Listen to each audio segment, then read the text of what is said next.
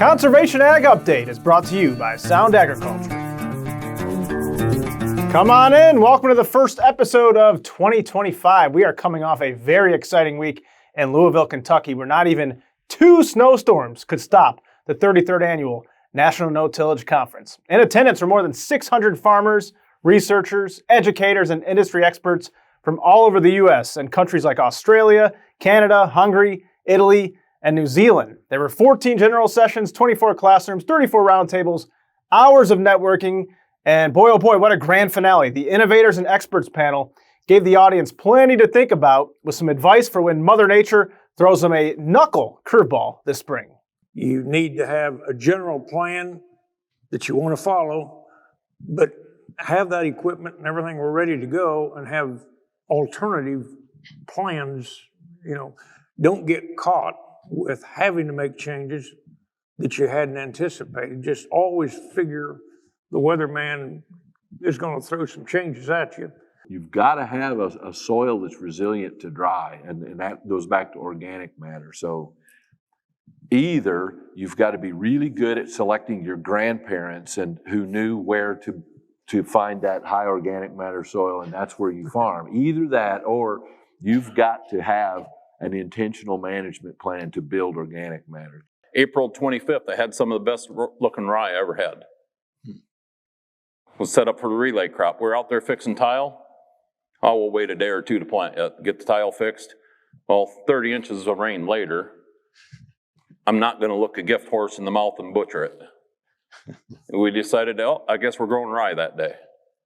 So I called the insurance agent and I was like, well, I guess we're going to grow rye this year. Can I put some hail insurance on it? Well, the next day, the feedlot guy comes and says, hey, I need some rye. I need forage. 2 days later, we're planting beans in that field because he took the rye off and we could plant beans in there. So learn to adapt with whatever Mother Nature's throwing at you. And, I always used to say lemon lemonade, but learn how to throw a little vodka with it when you get the chance. I'm growing annual ryegrass on every field year after year. And quite frankly, my corn roots are down there where they've never been before.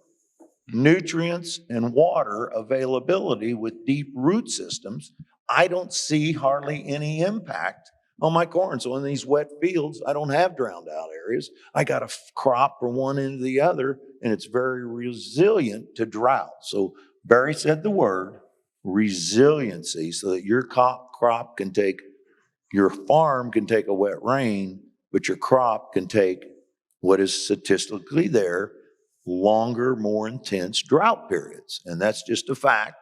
And if you have a system that's resilient, then you're going to come out ahead. And of course, we'll have lots of coverage in the coming weeks. And we also have some breaking news right now. Next year's conference will take place in St. Louis, January 6th through 9th. Super early bird registration is currently underway. All right, well, during the conference, North Jersey RC&D was honored as the No-Till Innovator of the Year in the organization category. They recently worked with 25 farmers on various cover crop termination methods. Jeff Bowlby participated in one of their planting green trials with crimson clover, which usually plants in late August or early September. So on one field, he terminated before planting. On the other field, he let the clover grow about another week and a half before planting into it. And the East Amwell, New Jersey no-tiller estimates he gained 30 extra units of nitrogen by allowing the clover to reach its maximum potential. I upgraded a lot of my equipment so that I could do the planting green practice, or at least try it. The idea is to allow the vegetative growth to go as long as possible so that you do not have a lapse in the life cycle on your ground. I was nervous the first time I did it, and there's a lot of people that I make nervous doing that. Some of my crimson clover stands that I plant through, you come to the end of the field and the only thing that you visibly see is all your vegetation just knocked down. They say, how do you know it's working? Just sit in the seat and look forward. Don't worry about what's behind you. It's scary. Until the seed comes out of the ground, I don't sleep very well. Even though you're planting through what looks like a jungle, it will work. Yeah, in the first year of the trial, Jeff's planting greenfield produced 40 more bushels of corn per acre, and in the second year, 15 more bushels of soybeans per acre. Let's keep the cover crop talk going now and send it over to Mackane Vogel for the Cover Crop Connection. Thanks, Noah. Mackane Vogel here with this week's Cover Crop Connection. Well, the Cover Crop Strategies podcast is officially back for the start of 2025, and we're going to have lots of great interview guests on the show in the coming weeks. But to start off the year strong, here's a clip from the first episode of the new year with Olivia Caillouet. She's the Soil Health Program Manager at the University of Missouri's Center for Regenerative Agriculture, and she's currently working on several cover crop-related projects, including what's known as the Women Landowners Leading Regeneration program. This project, Women Landowners Leading Regeneration, has really two components. The first being we are going to train women conservation professionals to implement these practices, women caring for the land, to help women landowners engage in conservation practices. About 25% of the U.S. farmland is owned by women. A lot of it is rented. So we're focusing specifically on non-operator women landowners who are renting out their land.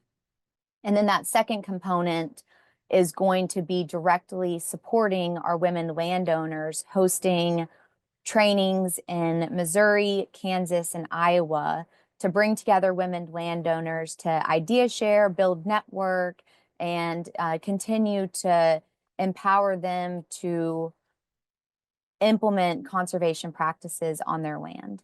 Cover crops, definitely a strong component of it. And the exciting part about this project is we are getting to pull in those other synergistic practices, no-till and reduced till, riparian buffers, and we are going to be offering resources to the conservation professionals as well as women landowners to find funding for those diverse conservation practices.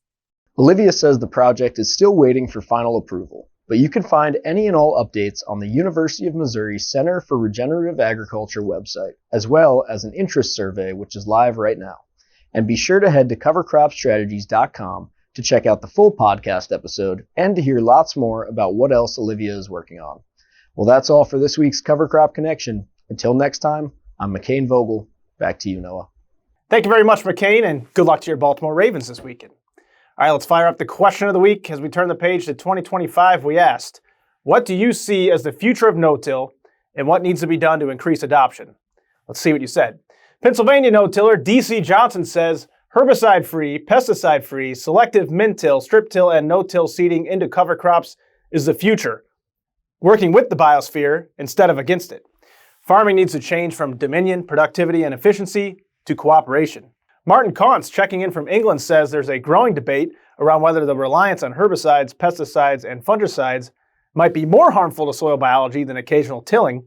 This has made us rethink how we manage our system, he says. If our goal is to build soil life, we might need to critically evaluate practices that might harm or disrupt the natural systems designed to feed plants. Removing or reducing inputs that kill or suppress soil life is becoming a key part of this conversation, and it's shaping how we approach soil management going forward. Blaine Baker farms in the western Lake Erie Basin. He says, our county has been a leader in the conservation for many years. Much time, energy, and money has been spent to encourage no-till to no avail. With input costs rising, one would think more farmers would switch to no-till with a savings of $30 to $50 per acre. You'd think more farmers would try it. Looking at the millions upon millions of dollars spent in the WLEB with little success of resolving the problem, I, along with other area farmers, feel regulation is eventually going to happen. When it does, you'll see an increase in no-till. And the one and only Ray McCormick says, those that work their ground will simply not be able to compete in the future. Higher yields with lower costs will make healthy soils that come from no-till with cover crops the high profit acres of the future. What do you think? Join the discussion at no-tillfarmer.com. We included a link to sign up for the email discussion group in the article for this episode. Going ahead of the curve now with Dave Thompson in Amboy, Illinois. Our good friend, a precision specialist from Case IH dealer Johnson Tractor.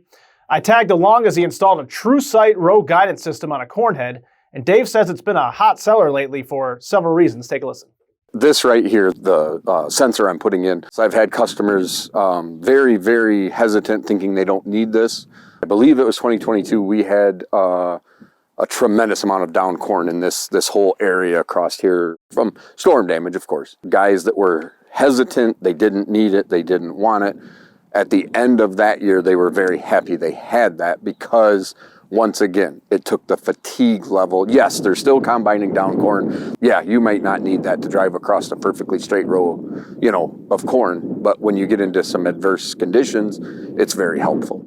And wrapping things up with our video of the week featuring our interview with Desmond Miller at the No-Till Conference. The Parker, South Dakota farmer talks about his modified ridge-till system, which he says is perfectly compatible with no-till. Well, the first thing I did was I bought a buffalo planter and cut it up into 1 million pieces and rebuilt it, first of all, by lengthening the distance between the ridge cleaner and the planter so that all of this material, copious amounts of residue, can pass through without plugging up. I think that's one of the big frustrations early ridge tillers had, was it just plugged up and couldn't handle the residue.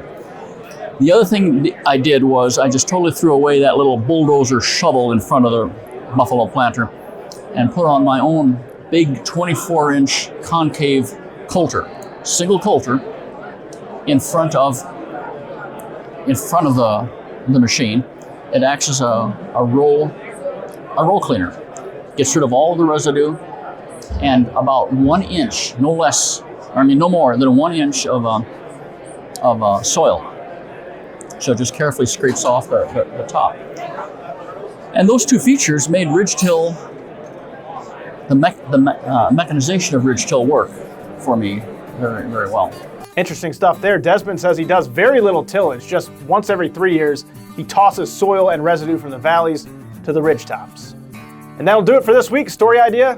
You know where to find me, in Newman at LessiterMedia.com. Thanks so much for tuning in. We'll see you for our next episode, January 31st. Have a great day.